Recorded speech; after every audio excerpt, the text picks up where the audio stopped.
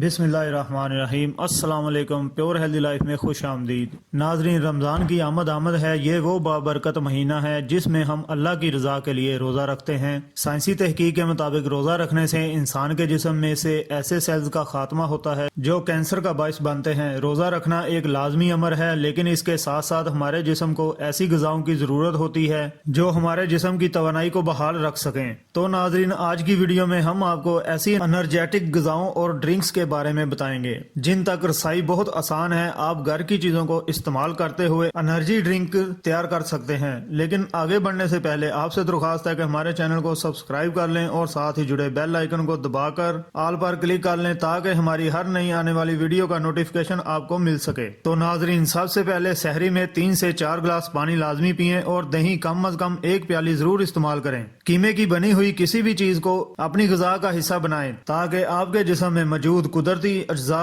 जैसा कि प्रोटीन्स वगैरह की कमी ना हो। दिन भर रोजे की हालत में गुजार कर इफ्तार के वक्त फौरी तौर पर ज्यादा पानी मत पिएं, बल्कि चंद घूंट पानी पिएं। मीठी और नमकीन चीज को मिलाकर मत खाएं। खजूर के साथ रोजा इफ्तार करें, साथ ही कोई और फल इस्तेमाल करें। दूध पी लें या मिल्क शेक इस्तेमाल करें और नमाज के लिए उठ जाएं। आधे घंटे के वक्फे से खाना खाएं और अफ्तारी के तकरीबन 1 या 1.5 घंटे बाद पानी पीना शुरू करें और 5 से 6 गिलास पिएं। इस तरह आप दिन में 9 से 10 गिलास पानी इस्तेमाल कर सकेंगे। इसके अलावा बहुत ही आसान तरीका एक एनर्जी ड्रिंक बनाने के लिए आपकी खिदमत में पेश है।